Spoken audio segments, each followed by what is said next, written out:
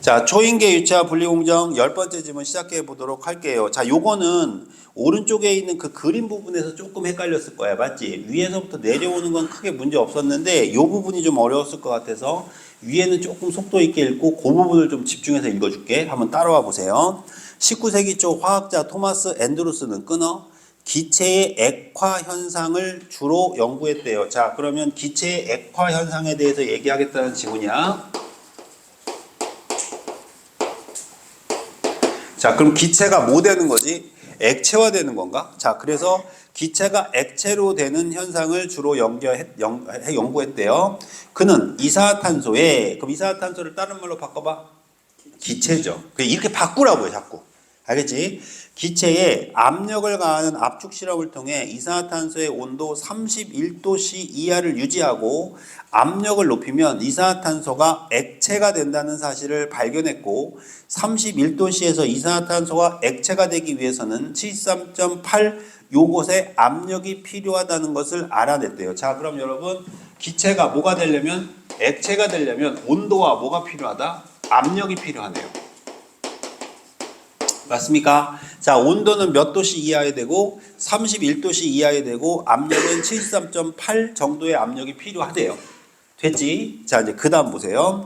그 이후가 아니지. 그 다음 보죠. 그리고 31도씨보다 온도가 높으면 이산화탄소, 즉 기체가 아무리 높은 압력을 가해도 액체가 되지 않는다는 사실을 발견해 31도씨와 73.8을 이산화탄소의 임계 온도, 임계 압력이라고 불렀대요. 자, 그럼 임계 온도와 임계 압력이 무슨 뜻인지 아시겠죠? 오케이. 자, 그 이후 더 정밀한 측정을 실험해서 이산화탄소의 임계 온도는 31도가 아니라 31.06도가 변경됐어요. 맞습니까? 더 정밀하게 측정했으니까 이러한 임계 온도와 임계 압력을 함께 일컬어 뭐라고 부른다? 임계점이라고 부른대요. 자, 여러분 이제 충분히 납득되셨죠? 자, 용어들 다 설명 끝났습니다. 맞습니까? 자, 그럼 기체가 뭐가 되고 싶어? 액체가 되고 싶어? 그럼 뭐가 필요해? 온도와 압력이 필요해. 그 온도와 압력을 뭐라고 부른다? 임계점이라고 부른다. 맞습니까? 네, 정보 충분히 드렸습니다. 자, 이제부터는 반복입니다. 자, 갑니다. 임계점 이상의 온도와 압력의 물질은 액체와 기체의 중간 상태인, 그럼 임계점 이상의 온도와 압력이에요. 다시. 임계점 이상의 온도와 압력이에요. 맞습니까, 여러분? 그러면 액체가 안 된 거죠. 맞죠?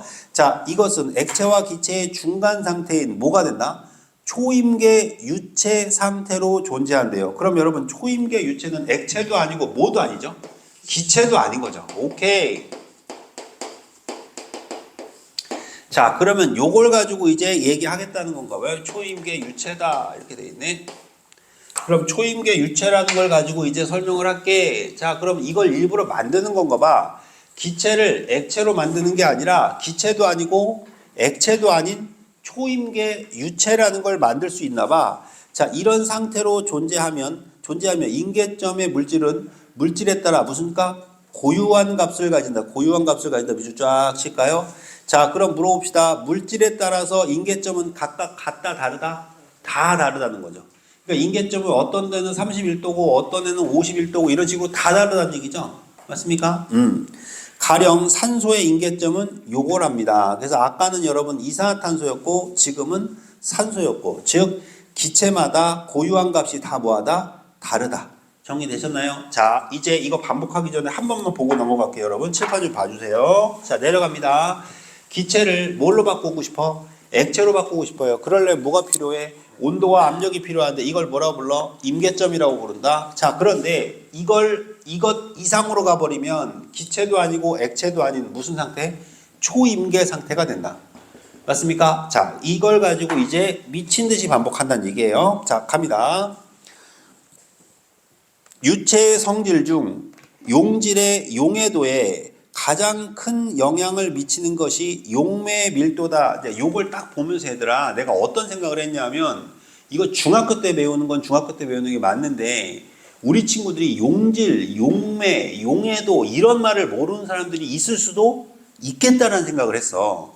그래서 요건 얘들아, 선생님 요거 지금 한 번만 배경식으로 정리를 좀 해놓자. 아는 친구들이라도 한 번만 써봐. 자, 일단 설탕물이라고 써봐. 자, 왼쪽에 보면 위에 상단에다 써라. 설탕물 써봐. 자, 그럼 얘들아 물어볼게. 설탕물은 물에다가 뭘 녹인 거지? 설탕을 녹인 거지. 그러면 이 설탕물을 얘들아 구분해 보면, 자, 설탕은 여기에서 뭐에 해당할까? 용질에 해당해. 그러니까 용질을 뭐라고 그래? 설탕이라고 하는 거야. 그러면 용매는 뭘까? 물이 되는 거야. 그러니까 용질은 설탕이야. 자, 용질은 설탕. 내가 녹이려고 하는 거, 물은 녹이는 거. 맞습니까, 여러분? 이건 뭐라고 그래? 용매라고 해. 용질은 얘들아 설탕, 용매는 뭐다? 물이다. 맞지, 얘들아? 자, 그러면 설탕과 물이 서로 섞이지. 서로 섞일 거야. 이렇게 저으면 섞이잖아. 이걸 뭐라고 그럴 거야, 얘들아? 용해라고 불러. 용해. 얘하고 얘를 젓가락으로 저어가지고 섞었어. 그럼 이걸 뭐라고 그러냐면 용해라고 불러. 알겠지? 오케이? 자, 그리고 나서 섞은 다음에 그게 녹아져 있어. 녹아져 있어. 섞여 있어. 그럼 이걸 뭐라고 그럴까? 용액이라고 불러. 그러니까 설탕물 용액이라는 말은 뭐지? 용액이라고 여기다 쓸게. 자, 여기서 용액이 되는 거야. 용액. 설탕물은 그럼 뭐가 돼? 용액이 되는 거지. 여기다 쓰는 게 더 나을까? 여기다 쓸게. 미안, 자꾸 바꿔서. 자, 이 단어 몰랐던 친구들은 이걸 내가 왜 얘기하냐면 의외로 있잖아. 우리가 흔히 야, 이 정도는 알겠지라고 생각하는 부분을 의외로 모르는 사람들이 상당히 많아. 근데 이거는 부끄러운 게 아니라 내가 한번 돌아봐야 돼. 아, 내가 이거 혹시 모르는 거 아니야? 근데 이거를 우리가 알고 있으면 읽기가 훨씬 편하거든. 자, 이거 중학교 때 배우는 거지만 초등학교 때 배우는 거지만 우리는 다닌 지 오래됐으니까 다 까먹을 수 있잖아. 그지? 자, 봐. 설탕과 물이 있어. 설탕물. 이걸 뭐라고 불러? 용액이라고 부르는데 그럼 이 용액에는 설탕이 물에 녹아 있는 거지. 그럼 얘는 녹이는 거고 얘는 녹은 거고 얘는 녹이는 거지. 그럼 얘 녹은 걸 뭐라고 불러? 용질이라고 부르고 물은 뭐라고 그래? 용매라고 불러. 용매. 그럼 얘하고 얘를 섞지. 이렇게 섞는 상태. 섞는 걸 뭐라고 그래? 용해된다라고 얘기하고 용해돼서 완전히 녹았어. 섞여 있는 상태가 된 거야. 자, 그럼 뭐가 될까? 용액이 되는 거지.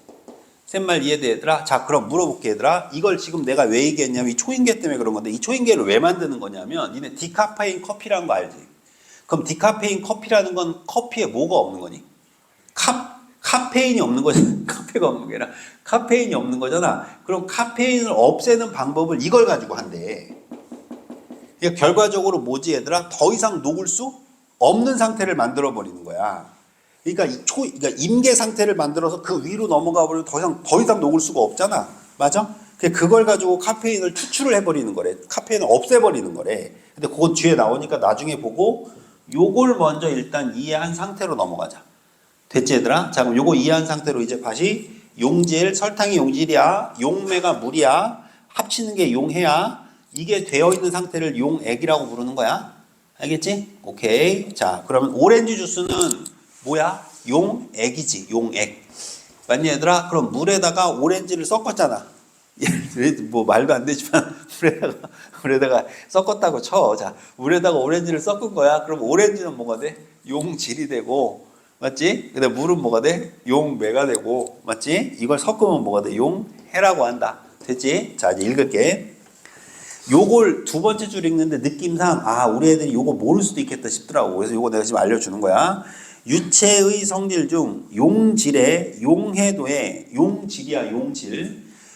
용질의 용해도에 가장 큰 영향을 미치는 게 용매의 뭐다? 밀도다. 자, 용매의 밀도다. 그지? 이게 무슨 말인지 봐. 얘가 얼마나 많이 녹을 수 있는가는 얘의 밀도에 따라 결정된다고. 내 말 이해돼, 얘들아? 오케이. 그럼 밀도가 낮아. 밀도가 낮으면 비집고 들어갈 틈이 많아, 적어. 많지. 그럼 많이 녹겠지. 밀도가 높아. 그럼 밀도가 높으면 비집고 들어갈 틈이 있어, 없어? 없으니까 적게 녹겠지. 세 말 이해돼? 요 말을 쓰는 거야. 이 말이 요 말이야, 이게. 자, 다시 한번 읽어봐. 유체의 성질 중 용질의 용해도에 가장 큰 영향력을 미치는 용해도, 녹이는 거에 가장 큰 영향력을 미치는 건 용매의 밀도다. 밀도는 유체가 가지는 단위 부피의 질량을 뜻하며 어떤 물질을 녹일 수 있는 능력은 유체의 밀도에 의해 크게 좌우된다. 이제 이해됐죠? 그러니까 물에 선생님 봐봐. 순수한 물이야. 그럼 설탕이 많이 녹겠지. 근데 이미 이 물에 소금이 녹아져 있어. 자, 그러면 이미 다른 게 끼어 들어와 있으니까 밀도가 뭐 할까? 좀 높겠지. 밀도가 높은 상태겠지. 그럼 다른 게 녹기가 어렵겠지. 내 말 이해돼? 요 얘기하는 거야. 초임계 상태에서는 초임계 유체를 구성하는 분자 사이의 거리를 조절하는 거야. 그럼 뭘 조절한다는 말이야? 다른 말로 바꿔. 밀도 조절. 그렇지. 밀도 조절한다는 말을 이렇게 써놓은 거야, 지금. 이해됐어, 얘들아? 이렇게 풀어가 보자고. 여기까지 이해돼? 강찬아, 맞지, 선생님 말? 네. 오케이. 자, 그래서 액체와 달리 밀도를 크게 변화시킬 수 있어서 용해도를 큰 폭으로 조절할 수 있대. 즉, 밀도 조절이 가능한 거야. 이해됩니까? 가령 초임계 유체로 널리 사용되는 이산화탄소의 경우 임계 온도 아래에서 압력을 여기에서 여기로 증가시키면 이산화탄소의 밀도는 17%가 증가하는 데 비해서 초임계 상태에서는 밀도가 몇 프로? 570%까지 증가시킬 수 있대. 그러니까 밀도의 증가폭을 어마어마하게 크게 만들 수 있는 거지. 맞습니까, 여러분? 오케이. 자, 그럼 그림. 두 가지 성분 A와 B가 초임계 유체를 녹을 때 그 용해도를 온도와 압력에 따라 나타낸 겁니다. 자, 여러분 오른쪽 그래프 보세요, 여러분. 여러분 오른쪽 그래프를 보세요. 근데 여기서 헷갈리면 안 되는 거 A의 용해도와 B의 용해도가 따로따로 써 있죠. 자, 이건 여러분 말을 바꾸자면 하나는 이산화탄소고 하나는 산소인 겁니다. 예를 들자면. 이해됩니까? 그러니까 A와 B는 전혀 다른 애들입니다, 지금. 이해되셨죠? 왜냐하면 자, 첫 번째 달랑 마지막 줄 다시 가봐. 뭐라고? 인계점은 물질에 따라 고유한 값을 가진다고. 내 말 이해됐지, 얘들아? 그러니까 A라는 것과 B라는 것은 전혀 다른 애들이야. 내 말 이해돼? 하나는 설탕물이고 하나는 소금물이라고. 여기까지 이해됐지? 따로따로 보는 거야, 지금. 자, 갑니다. 압력이 증가함에 따라, 자, 오른쪽 그래프 보세요, 여러분들은. 압력이 증가함에 따라, 오른쪽 X축이 압력이죠. 압력이 증가함에 따라 A의 용해도는 두 온도 T1과 T2 사이에서 모두 증가하지만, 그렇죠? 맞습니까? 자, 여러분들 제가 그래프 그리면 여러분 이해 더 못할까봐 안 그렸는데 한번 그려볼게요, 용기 내서. 자, A, B 중에 B만 가지고 한번 해봅시다. B만 가지고. 자, 하나는 이렇게 돼 있고 하나는 이렇게 돼 있죠. 맞습니까, 여러분? 오케이. 자, 그러면 요게 T2고 얘가 T1이죠. 맞습니까? 그러면 어느 쪽이 온도가 높은 겁니까? T2가 온도가 높은 겁니다. T2가. 맞습니까, 여러분? 그럼 물어봅시다, 여러분. 얘보다 얘가 온도가 높은 겁니다. 맞죠, 여러분? 그럼 어느 쪽이 여러분 초임계 상태입니까? T2가 더 초임계 상태라는 얘기죠. 맞죠? 여기까지 됐지? 자, 그러면 그 다음 읽어볼게요. 압력이 오른쪽에 X축에 압력. 여기 압력. 자, 그럼 이쪽이 증가하면 둘 다 얘들아 뭐는? 둘 다 뭐 압력이 증가함에 따라 A의 용해도는 두 온도 T1, T2 모두 증가하는 거 맞죠? 증가는 둘 다 했지. 근데 얘는 조금 느슨하게 하고 얘는 급격하게 했죠. 맞나요? 딱 보는 순간에 얘가 뭐다? 초임계구나. 느낌 오죠? 어떤 느낌인지 알겠어? 자, 그 다음 읽어볼게요. 모두 증가하지만 상대적으로 낮은 온도인 T1보다 높은 온도인 T2에서 압력에 대한 용해도 의존성이 더 크다. 여기까지 이해되셨습니까, 여러분? 오케이? 여기까지 이해되셨나요? 자, 계속 갑니다. 결과적으로 두 곡선에 교차하는 지점이 생기는데 이 점을 역전점이라고 하고요. 이 역전점보다 낮은 압력에서는 온도가 증가하면 용해도가 뭐하고? 감소하고. 맞습니까? 온도가 증가하면 용해도가 감소한다는 게 무슨 말이야? 쌤 봐봐, 얘들아. 쌤 봐봐. 온도가 낮지. 자, 봐. 얘가 온도가 낮고 얘가 온도가 높지. 맞습니까, 여러분? 그런데 봐봐. 거꾸로 돼 있어. 여기서는 온도가 높을 때, 맞니, 얘들아? 압력에 따라 용해도가 확 증가했잖아. 근데 여기서는 어때? 얘보다, 노란색보다 낮잖아. 내 말 이해돼? 여기가, 오늘 목소리가 왜 이러지? 여기가 지금 인계점이잖아. 그럼 딱 인계점 통과하기 전까지는 파란색 선이 노란색 선보다 용해도가 뭐하다고? 압력이 날 때 낮단 말이야, 지금. 이해돼? 요 얘기하는 거야. 다시 봐봐. 갑니다. 요 부분이 이해가 안 됐을 것 같아서 그래. 자, 결과적으로부터 읽어볼게. 결과적으로 두 곡선에 교차하는 지점이 생기는데 이 점을 역전점이라고 합니다. 이제부터 집중. 이 역전점보다 낮은 압력에서는, 자, 그럼 역전점 왼쪽에 있는 겁니다. 맞죠? 낮은 압력에서는 여러분들은 그래프 보세요. 낮은 압력에서는 온도가 증가하면, 즉 T2는 용해도가 감소한다. 그렇죠. T1보다 지금 감소되어 있죠. 이해됩니까? 감소하고 그보다 높은 압력에서는 즉 T2죠. T2가 누구보다 T1보다 맞습니까 여러분? 반대 현상이 일어난다. 이제 이해되셨나요? 오케이. 아시겠습니까 여러분? 자, 여기서는 얘가 더 높고요. 노란색이 높고요. 압력이 낮을 때에는 노란색이 높고 압력이 높아질수록 뭐가 높아진다? 파란 선이 높아진다. 거기는 실선으로 되어 있지만 이해됩니까? 실선하고 점선으로 되어 있지만 여기까지 이해되셨어요? 여기까지 이해됩니까? 자, 계속 갑니다. B의 경우, 자, B를 보래요. 그럼 B의 용해도를 보면 되죠. 초임계 유체에서 압력과 온도에 따른 용해도의 곡선 형태는 A와 유사하지만 역전점은 A보다 뭐하다? 낮죠. 맞습니까, 여러분? 그죠? 역전점이 지금 그 밑에 있는 B는 어떻습니까? 굉장히 빨리 시작됐죠. 자, 그런데 A는 어떻습니까? 한참 지나고 나서 시작했죠. 제 말 이해되셨습니까, 여러분? 어떤 말인지 이해 가세요? 그러니까 이걸 얘들아 왜 해야 되냐면 자, 이게 나중에 올해 여러분들 발목 잡는 그래프로 나올 수 있어서 그러거든. 경제 아니면 과학 둘 중에 하나에서 이 그래프가 나올 수 있는데 그래프가 나오면 오른쪽의 그래프를 철저하게 읽으면서 이해하는 훈련을 해야 돼. 그래서 선생님 지금 뭘 만들고 있냐면 여태까지 나왔던 수능 기출문제하고 평가 문제 중에서 그래프만 가지고 지문을 그래프 문제가 나와 있는 지문들이 있을 거 아니야. 그것만 따로 묶을 거야. 좀 이따 나중에. 그럼 그걸 묶은 다음에 오른쪽 그래프를 보면서 왼쪽 지문을 같이 읽는 훈련을 해야 돼. 이거를 해야 여러분들이 글을 이해하는 능력이 향상이 돼. 근데 요거는 무슨 문항에서? 킬러 지문에서. 그러니까 여러분들 발목 잡는 지문에서 항상 나오는 거야. 내 말 무슨 말인지 알겠지? 그러니까 내가 지금 너희들한테 글 보지 마, 왼쪽 그림 봐, 글 보지 마, 왼쪽 그림 봐 계속 얘기하잖아. 이유가 뭐냐면 시험장에 들어가면 무조건 글 읽고 그림을 봐야 되는데 여러분들은 지금 그림을 보는 걸 안 해. 글자만 보려고 한단 말이야. 근데 그림을 봐야 된다는 걸 인식시키려고 일부러 글 보지 마, 그림 보고 있어. 내가 읽어줄게. 이렇게 얘기하는 거야. 쌤 말 이해돼? 이게 저번 주에 선생님이 여러분들한테 강조했던 거 기억나지? 얘들아 그림 읽어야 돼. 그림 읽어야 돼. 기억나 안 나? 그지? 그거 지금 연습하는 거야.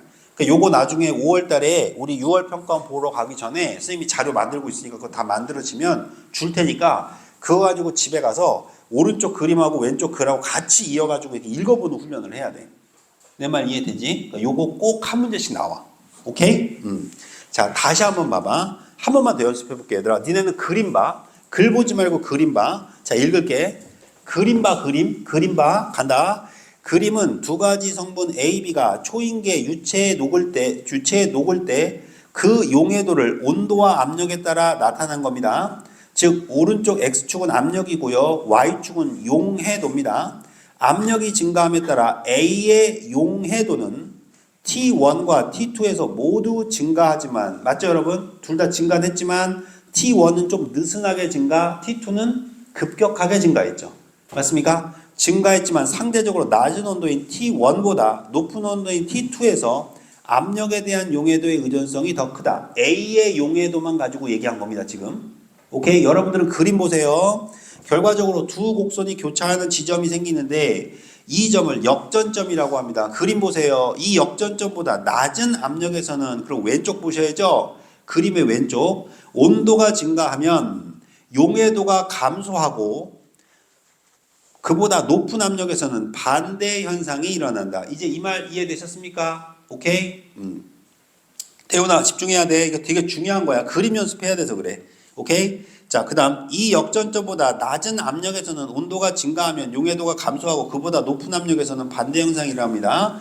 자, 이제 B의 경우로 갑니다. B의 경우 초인계의 유체와 압력과 온도에 따른 용해도의 곡선 형태는 A와 유사하지만 역전점은 A보다 더 낮은 압력에서 나타납니다. 이제 이 그림 이해되셨어요?